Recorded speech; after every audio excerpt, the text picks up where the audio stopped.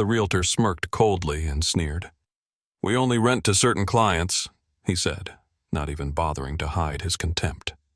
He had no idea that this unsuitable black man owned half of the luxury buildings in the area. He didn't know that by tomorrow his career would collapse and his name would become a symbol of disgrace. But most importantly, he didn't know that this client wouldn't just walk away with his head down. What happened next shocked even the most seasoned observers. But let's go back to the beginning. Marcus Holloway, a successful black entrepreneur in the real estate industry, was no stranger to the prejudices his appearance sometimes provoked. As the owner of the largest real estate agency in the city, he had always strived to promote honesty and fairness in the business. One day, he decided to personally visit several agencies to assess their level of service while also looking to rent a luxury apartment for his nephew, who had recently graduated from university. Dressed in simple jeans and a shirt, Marcus entered Whitestone Realty. His appearance did not reveal his influential status, and that turned out to be a crucial factor in what happened next. As soon as he approached the front desk, a middle-aged white realtor named Daniel Graves shot him a cold look and curled his lip. "How can I help you?" he asked, sounding bored. "I'd like to rent an apartment in this area. Do you have any available listings?" Marcus replied calmly. Daniel scoffed dismissively, glanced at his watch, and sighed. "Apartments in this area are very expensive. We only rent to certain clients." "What do you mean?" Marcus asked, already sensing where this was going. "Well, you see," Daniel hesitated slightly before smirking, "we try to maintain a certain standard among our tenants. I think you'd find it difficult to afford a place here." Marcus felt a familiar sensation, a mix of irritation and anger. He knew this wasn't the first time black clients had faced discrimination, but he decided to see just how far this would go. "Are you sure? I'd like to take a look at a few options," he said, deliberately omitting any mention of who he was. The realtor simply shook his head and picked up his phone. "Sorry, but we don't have anything available right now. You might want to try a different area." Marcus kept his emotions in check, but deep down he already knew this man had just made a colossal mistake. Marcus walked out of Whitestone Realty, his mind sharp and composed. He had encountered similar situations before, but today he decided not to let it slide. He wasn't just another client. He was someone who had the power to change the game. Marcus pulled out his phone and dialed his assistant, Linda. "Lynn, go into Whitestone Realty and say you're looking for an apartment in this area. Ask about the same listings they advertised on their website. I want to know how they treat you." Linda, a young white woman with a keen professional instinct, immediately understood what was going on. "You think they just lied to your face?" "I'm sure of it. Just check. Record the conversation on your phone."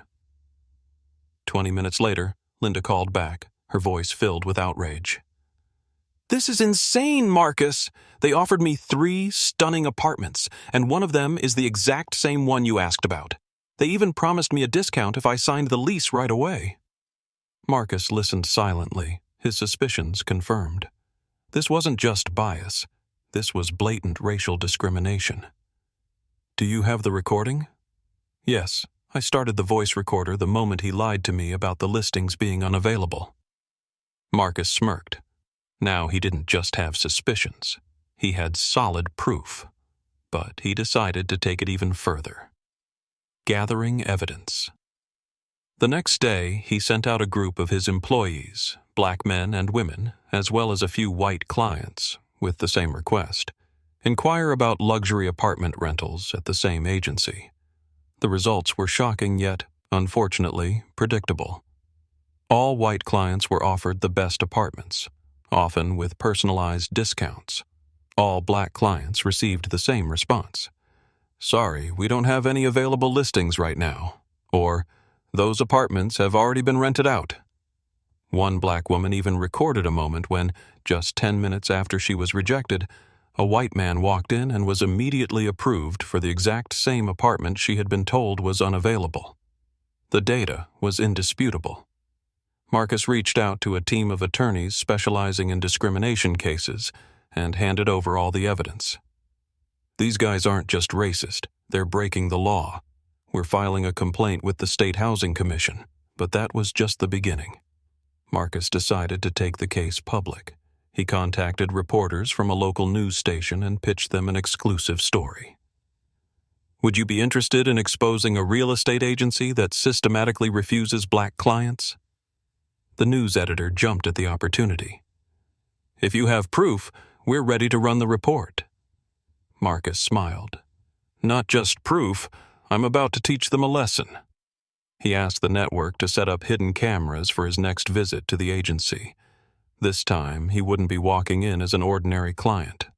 Daniel Graves, the realtor who had turned him away, had no idea that one of the worst days of his career was just around the corner. The next day, Marcus returned to the agency.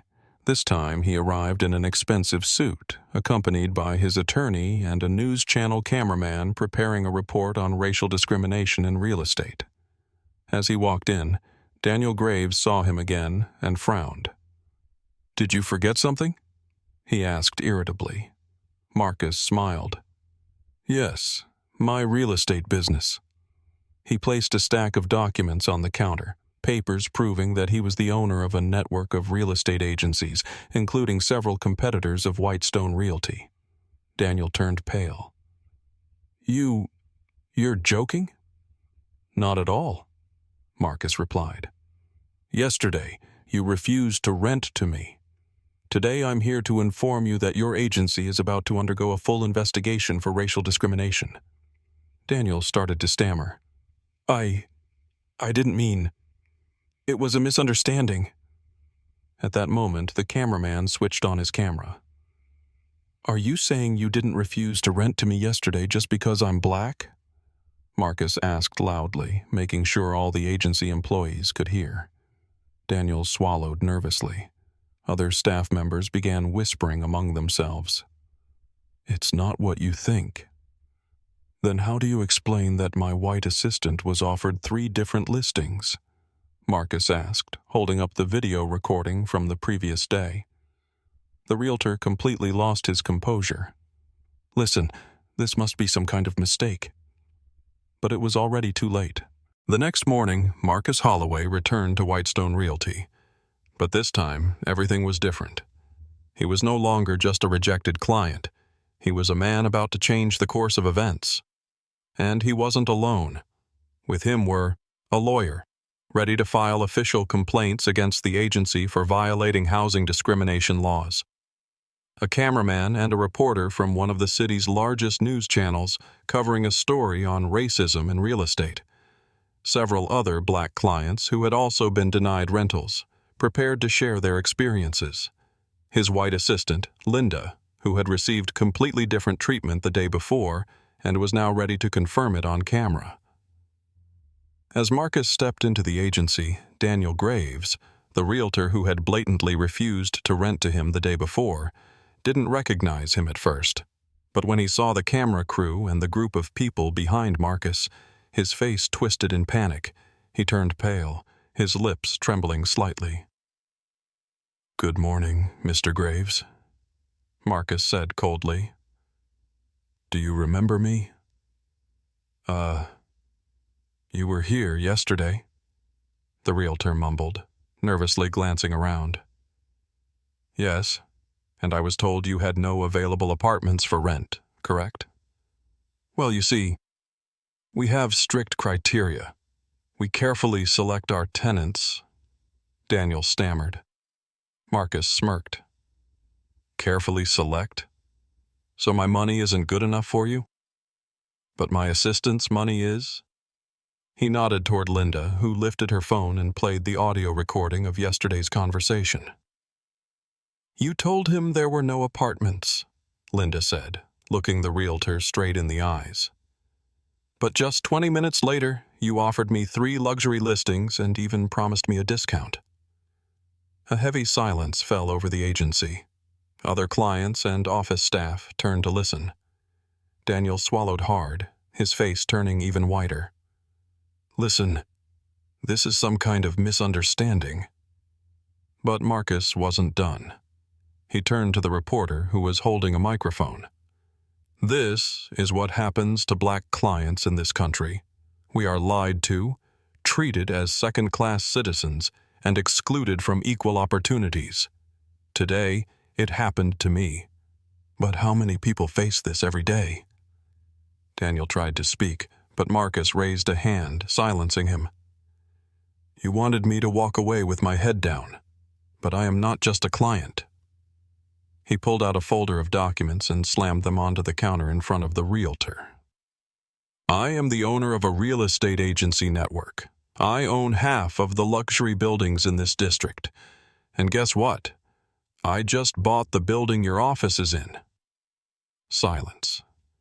The Realtor froze. His lips trembled. "What?" "You heard me. I'm now your new landlord. And as of today, I'm terminating your lease." Gasps filled the room. Someone started recording on their phone. Daniel staggered as if he had been struck. "This can't be." Marcus grinned. "Oh, it absolutely can. You refuse to rent to black clients? Now a black owner is evicting you. That's called karma.